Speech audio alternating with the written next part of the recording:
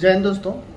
एक बहुत ज़्यादा मुद्दा अभी देश में छाया हुआ है और जगह जगह टीवी डिबेट में ये हर जगह हो रहा है। अभी प्रेमानंद जी और अनिरुद्धाचार्य जो हमारे धर्मगुरु में से एक हैं, इन्होंने ये बोला था जो 10 जगह मुंह मारना, जैसे अनिरुद्धाचार्य ने बोला 10 जगह मुंह मारना 18 साल की एज में। देखो शब्द थोड़ा सा अटपटा सा है, मुंह मारना या ये, बट क्या 10 बॉयफ्रेंड रखना या 10 गर्लफ्रेंड रखना मुंह मारना नहीं है? क्या ये हमारे संस्कृति का हिस्सा है? क्या लिविंग में रहने को आप इसको जस्टिफाई करेंगे?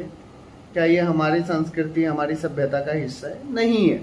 बात रहा मॉडर्न हो रहे हैं, तो आप पश्चिमी देशों से आप सारी चीज़ें देख के सीख के आप मॉडर्न हो रहे हैं और उसको कह रहे हैं ये मेरा फ्रीडम है। नो डाउट संवैधानिक तौर पे आपको इसकी इजाज़त है, लेकिन जो हमारे देश की परंपरा रही है उसमें इस चीज़ को कभी भी एक्सेप्ट नहीं किया जाएगा। जो आप किसी गैर मर्द के साथ या आप किसी गैर औरत के साथ इतने टाइम रह रहे हो और उसके साथ सारी चीज़ें कर रहे हो, आप फिजिकली हो रहे हो, सारी चीज़ें हो रहे हो और उसके बाद आप खुद को जस्टिफाई कर रहे हो, नहीं। देखो कायदे से देखा जाए तो इन तमाम चीज़ों को ना वैश्यवृत्ति बोला गया है, ठीक है।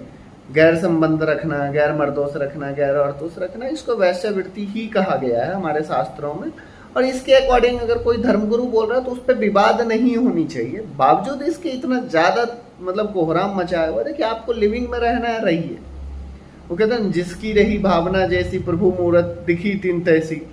तो आपको जो करना है करिए, आपको कोई नहीं, बट आप किसी के ओपिनियन को भी नहीं रोक सकते, और वो भी ओपिनियन जब तथ्यों पर आधारित हो। तो मुझे लगता है ये एक सेंसिटिव मुद्दा है जिससे लोगों को बचना चाहिए।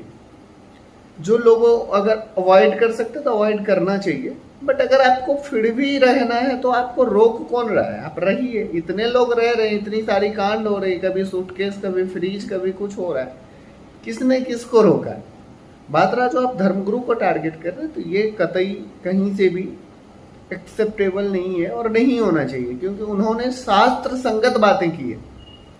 हमारा शास्त्र इसकी इजाजत नहीं देता है जो आप 4 मर्दों के साथ रहिए या आप 4 औरतों के साथ रहिए। अगर आप रह रहे हैं तो इसको अय्यासीपना ही कहेंगे। आपको क्या लगता है? आप अपना राय भी जरूर कमेंट करिएगा।